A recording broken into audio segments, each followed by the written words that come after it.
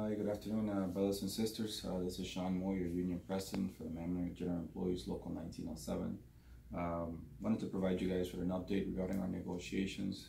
It's been quite a battle and a challenge since we last communicated, but we had some important news, a lot of positive news regarding our agreement. You will see an email go out to you guys going into further more details of what that all the positives that we have accomplished through our contract.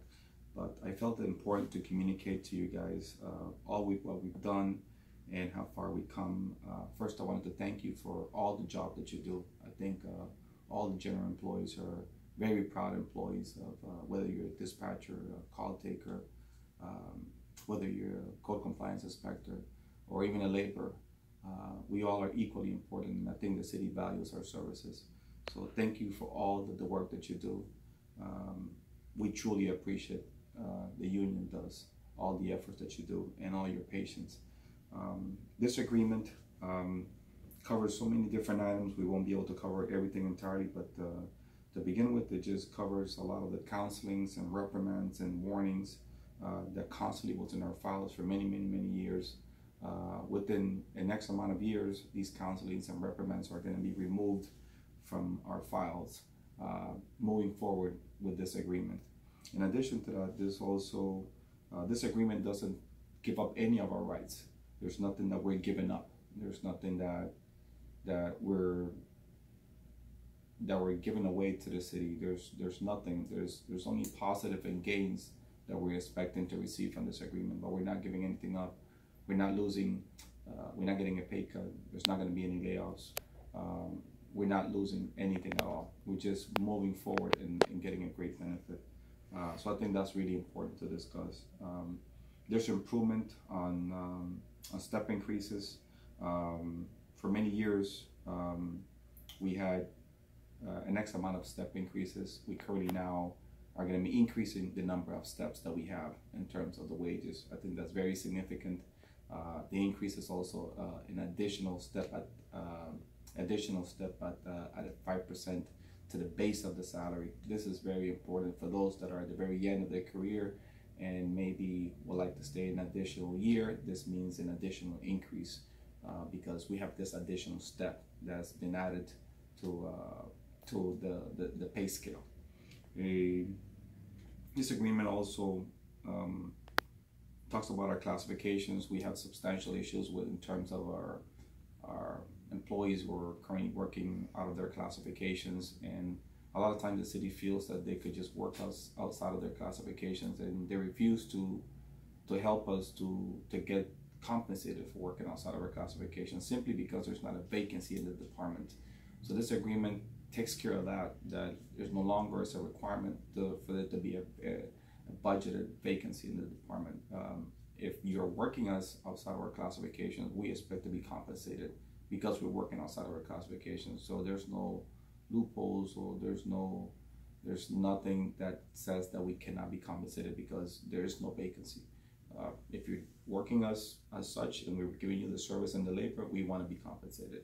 So I think this agreement definitely covers that completely. Hugely, this agreement also covers our insurance costs. It's going to remain the same. Across America, you're seeing a substantial increase in our health insurance. The premiums are just skyrocketing. They're just skyrocket, going really fast. We are here at the City of Miami, because of our union, we're ensuring that our health coverage is maintaining and is not increasing in terms of the cost of the policy of our premiums. And more importantly, we're not seeing less coverage and benefits. So someone that goes and gets an MRI, or someone that goes and sees a physician, is not going to lose coverage because of this new agreement. We're maintaining the same coverage and the same cost. That's very important. In addition to that, I think a big highlight of our agreement covers our wages. I felt like wages was something that we needed to really address substantially in this agreement, because we've had years in the past where we made some improvement with the wages, and we increased our salary and moving through the pay scales, but our wages are not where they should be throughout the years. So this agreement helps us to improve through 3 years of a contract that is going to be over the years from 2017 to 2020. It's a 3-year agreement, and every year of the contract there's going to be an increase to your salary, and this increase is also going to be pensionable. As I can't go into the details of what this agreement covers on wages, but I could tell you that there will be an increase this year, and that increase is going to be a cost of a living. And in addition to that increase is also going to be a retroactive to last year in October of 2017. So we're not losing any of our wages simply because we waited until we got a better agreement now, and this year our wages are going to be retroactive to the cost of living to last year in October 2017. In addition to that, our steps are not frozen. Our steps are going to remain unfrozen. So those employees that are on steps 1 through 8, you're going to continue to see that 5 increase. A lot of you guys have already seen that 5% increase this year.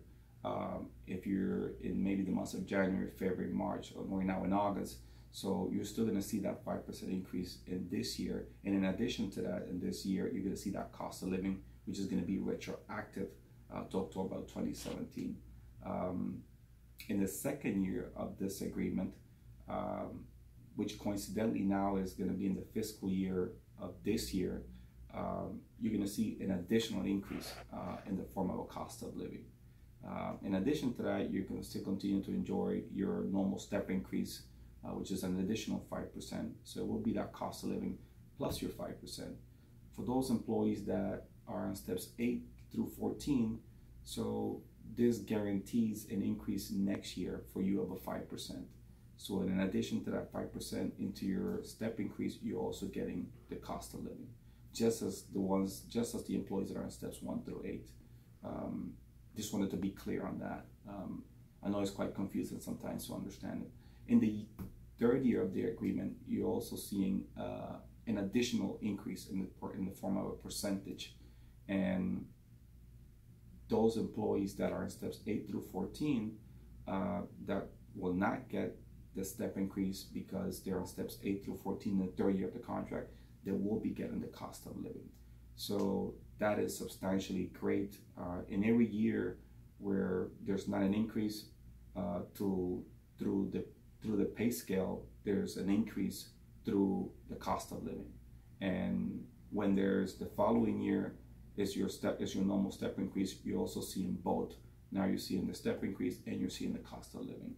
So that is substantially really, really great for us. That's something that we work tirelessly, extremely hard, enormous amounts of hours and efforts go into this agreement.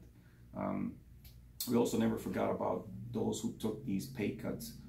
There were tier reductions that were suffered by the employees in 2010. These tier reductions were 5%, 7%, 9%, and 12% pay cuts. These tier reductions were devastating. Many of us lost our homes. Many of us, we just took different measures to make ends meet.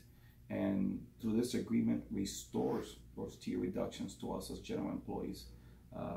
So someone that was, as an example, was reduced 7% tier reduction, this agreement restores that 7% tier reduction that you took as a cut in 2010. Someone that lost a 9% tier reduction, this restored that 9% tier reduction to you as a general employee. Or if you lost 9%, 12%, you'll be restored that 12%. Or a 5%, you'll be restored that 12% pay cut that you took as a general employee. I think this was significant. This is a very costly article, but we covered everybody. And not in every agreement do you see wages and you see pension. This is something that we want to see both. We're 99% there. There's only one remaining article. That one remaining article is the pension article. It is a big article. It's a very costly article, but we want to prevail. We want to prevail. We want to do well. The city is very resistant in improving this article, but we have strategies and ideas on how to move forward. There's goodwill from the administration to resolve it. and we're almost at the finish line. We're just one article away. We thank you for your patience. We thank you for your support. This is a great team that we have in place together. I cannot do this by myself. I only work well with a good team. Special thanks to the union vice president for all the efforts, Sergio Garrido, to the treasurer, Debbie Brown, to the e-board members, Marlon Chavez, Cesar Nunez, Mary Lugo, the secretary, the recording secretary, Susan Cambridge. A lot of effort goes into all these people because we only work well as a team.